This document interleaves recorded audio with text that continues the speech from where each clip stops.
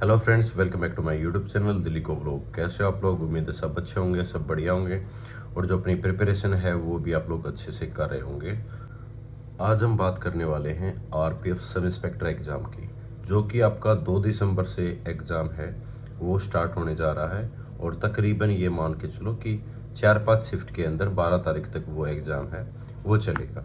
ठीक है, तो उसी के बारे में बात करेंगे, जिसकी आपकी तकरीबन 452 वैकेंसी है वो निकली थी और अभी उसके ऊपर एग्ज़ाम आपका सीबीटी एग्ज़ाम है, वनडे एग्ज़ाम ही होगा, वो होने जा रहा है। तो उसको लेके बात करेंगे कि आपके जो प्लान है वो क्या हो सकते हैं, आपकी स्ट्रेटजी है वो क्या हो सकती है।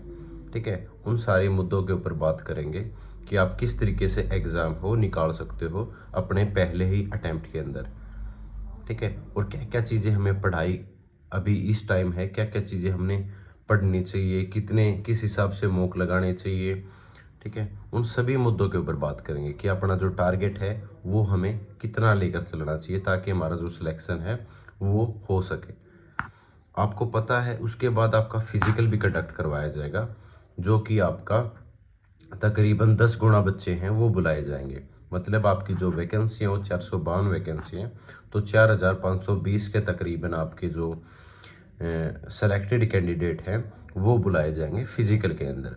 और फिजिकल आप लोगों ने देख लिया होगा कि इतना भी इजी नहीं है कि सभी बच्चों से हो जाए। जो आपका फिजिकल है आरपीएफ कांस्टेबल का सबसे ज़्यादा टफ रहता है, उसके बाद ये भी आपका टफ माना जाता है। ठीक है, कि आपके सब इंस्पेक्टर के एग्ज़ाम से रिलेटेड, क्योंकि आप लोगों ने सीपीओ का एग्ज़ाम देखा होगा। ठीक है, वहाँ पर भी फिजिकल होता है और यहाँ पर भी फिजिकल होता है। इस फिजिकल में और उस फिजिकल में क्या फ़र्क होता है कि इसमें लॉन्ग जंप और हाई जंप के अंदर सिर्फ 2 चांस मिलते हैं। ठीक है, सीपीयू के अंदर, कांस्टेबल के अंदर आपको 3 चांस मिलते हैं, लेकिन यहाँ पर 2 ही चांस मिलते हैं। अगर आपने एक चांस मिस कर दिया ना, तो आप इतने पैनिक हो जाओगे, इतने घबरा जाओगे, आपसे सेकंड चांस के अंदर या तो फॉल होगा, ठीक है, या फिर आपसे होगा ही नहीं वो लॉन्ग जंप और हाई जंप। तो अभी से कह रहा हूँ, इस चीज़ को हल्के में मत लो। आपके दिमाग में सिर्फ टारगेट अभी चला हुआ है कि मेरे को 90 प्लस 100 पर प्लस है वो स्कोर करना है, लेकिन उसके साथ साथ आपके दिमाग में ये भी चलना चाहिए कि मेरे को रनिंग है वो कैसे फिनिश करनी है, लॉन्ग जंप कैसे लगाना है, हाई जंप कैसे लगाना है। अगर आपसे फिजिकल, आपका फिजिकल 1 महीने बाद करवा लिया जाता है, ठीक है, अगर 1 महीने बाद आपका फिजिकल है वो करवा लिया जाता है, तो ये मान लो तकरीबन 5% 10% बच्चे ही फिजिकल है क्वालिफाई कर पाएंगे। अभी इस टाइम किसी का भी फिजिकल है वो रेडी नहीं है। ठीक है, तो अपना जो फिजिकल है सबसे पहले उसको भी साथ में लेकर चलना है, क्योंकि अगर मान लो मैंने स्कोर कर लिया 95, ठीक है, और नॉर्मलाइजेशन हो गया, मेरा हो गया 105, ठीक है, 105 हो गया अगर मेरा स्कोर नॉर्मलाइजेशन के बाद। ठीक है, तो उस चीज़ का क्या फ़ायदा? कट ऑफ बेशक आपकी 98 पे लग जाए, 95 पे लग जाए, अगर मैं फिजिकल नहीं निकाल सकता तो उस स्कोर का कोई भी फ़ायदा है नहीं। तो आप अपना फिजिकल है वो जरूर साथ में लेकर चलो। दूसरा, जैसे जैसे आपका एग्ज़ाम पास आता है ना, तो थोड़े से हम पैनिक हो जाते हैं, क्योंकि घबराहट में नई चीज़ें पढ़ने की कोशिश करते हैं, लेकिन वो हमारे दिमाग के अंदर वो क्लिक नहीं कर पाती वो चीज़ें। ठीक है, ऐसा सबके साथ होता है कि जैसे जैसे डे बढ़ते जाते हैं हम सोचते हैं कि नई चीज़ें पढ़ ले, लेकिन वो नई चीज़ें हमारे दिमाग में फिट नहीं हो पाती, कन्फ्यूजन है वो ज़्यादा बढ़ता है। तो इससे अच्छा यही है कि आप रिलैक्स हो जाओ और जो आपने अभी तक पढ़ाई की है आप उसी के ऊपर अपना कॉन्फिडेंस दिखाओ, उसी के ऊपर आप कंसंट्रेट करो। ठीक है, और वही चीज़ें आप बार बार रिवाइज करो, उन चीज़ों को आप स्ट्रॉन्ग कर लो कि जो भी आपने नोट्स बनाए होंगे करंट अफेयर से रिलेटेड, मंथली करंट अफेयर से रिलेटेड, वो रिवाइज करना स्टार्ट कर दो। मैथ के फार्मूले आपने पढ़े होंगे वो रिवाइज करना स्टार्ट कर दो, या जीएस जहाँ से भी पढ़ी है वो चीज़ रिवाइज है वो स्टार्ट कर दो। ठीक है, अभी सिर्फ सारा सारा टाइम है वो रिवीजन पे लगाओ। दूसरी चीज़ ये है कि कई बार आप मॉक लगाते हो, कई बार आपका स्कोर रहता हुआ 80, कई बार आपका स्कोर है वो 85 90 भी क्रॉस कर जाता होगा।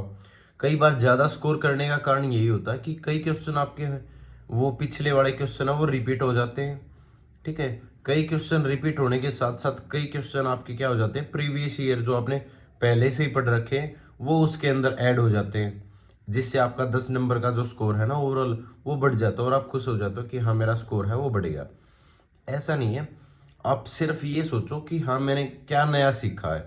बेशक आपका स्कोर 80 आ रहा हो, 75 आ रहा हो, आपसे बहुत सारे क्वेश्चन नहीं बन रहे हो, जो क्वेश्चन नहीं बन रहे उनको आप कॉपी के अंदर नोट कर लो कि हाँ मेरे से ये क्वेश्चन है या इस टाइप के क्वेश्चन है वो नहीं बन रहे और इन क्वेश्चन को मेरे को रिवाइज करना है।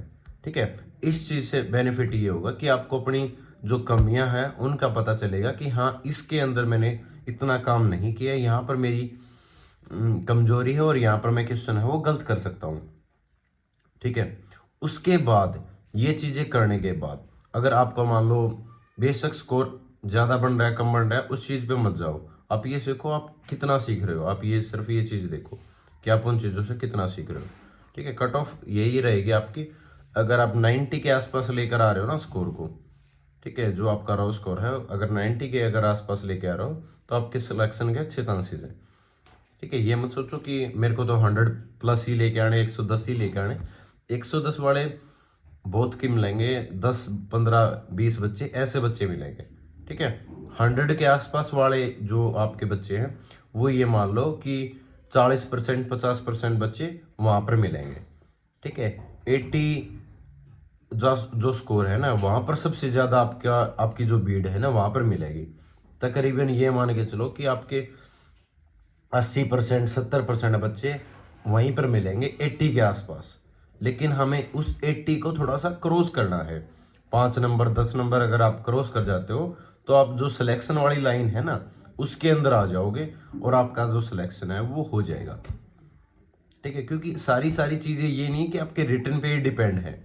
अगर आपका फिजिकल हो रखा होता सभी का और तब रिटर्न होता, तब मैं कह सकता था कि आपको 95+ चाहिए या 100 चाहिए। अभी तो फिजिकल आपको करेक्ट करना है, फिजिकल है वो क्लियर करना है। तो तकरीबन ये मान के चलो कि आपकी जो वैकेंसी है वो फिलहाल के लिए 4520 है, उनके अंदर कंपटीशन है और वहाँ पर अगर मैं फिजिकल क्वालिफाई कर देता हूँ तो आपके जो चांसेस हैं वो बढ़ जाते हैं। क्योंकि फिजिकल जो क्लियर करने वाले बच्चे हैं वो बहुत कम मिलेंगे। आप परसेंटेज निकाल देना बाद में भी, प्रीवियस जो परसेंटेज है वो भी आप चेक कर सकते हो। आपको 20% 10% ठीक है इस हिसाब से मिलेंगे, 20 से तो नीचे ही मिलेंगे। ठीक है, कांस्टेबल वाले तो 10 से भी नीचे मिलते हैं। अब इसमें थोड़ा सा टाइम का इश्यू हो जाता है, टाइम ज़्यादा दे देते हैं। ठीक है, तो आपका थोड़ा सा ईजी हो जाता है, मतलब 12% 15% इस हिसाब से आपके जो फिजिकल क्वालिफाई करने वाले बच्चे हैं वो मिलेंगे। ठीक है, तो मेरा कहना यही है, आप रिवीजन करो, मॉक लगाओ, मॉक में जो कमियां हैं उनको आप दूर करो कि करंट अफेयर के आपके क्वेश्चन नहीं हो रहे या फिर आपके टाइम एंड डिस्टेंस के क्वेश्चन नहीं हो रहे या फिर अर्थमेटिक के क्वेश्चन नहीं हो रहे। ठीक है, जहाँ से आपके क्वेश्चन नहीं बन रहे उन चीज़ों को आप रिवाइज करो। सिर्फ नई चीज़ें अभी मत पढ़ो, कोई फ़ायदा है नहीं। ठीक है, जो चीज़ें पढ़ रखी है उसी के ऊपर अपना कॉन्फिडेंस दिखाओ, क्या मेरे को आता है। ठीक है, और मैं एग्ज़ाम हो अब की बार क्लियर कर दूंगा। ठीक है, प्रीवियस ईयर है उनको आप ज़्यादा से ज़्यादा रिवाइज करो, क्योंकि अब की बार भी प्रीवियस ईयर का बड़ा रोल रहने वाला है, करंट अफेयर का बड़ा रोल रहने वाला है, उन चीज़ों पर ज़्यादा आप फोकस करो। ठीक है, और सभी को all the best, best of luck. ठीक है, कि क्योंकि ये लास्ट वीडियो है आरपीएफ सब इंस्पेक्टर से रिलेटेड, उसके बाद हम कांस्टेबल के ऊपर बात करेंगे, उनका भी एग्जाम जनवरी से स्टार्ट होने जा रहा है। ठीक है, तो थैंक यू सो मच, जय हिंद सभी को, नमस्कार।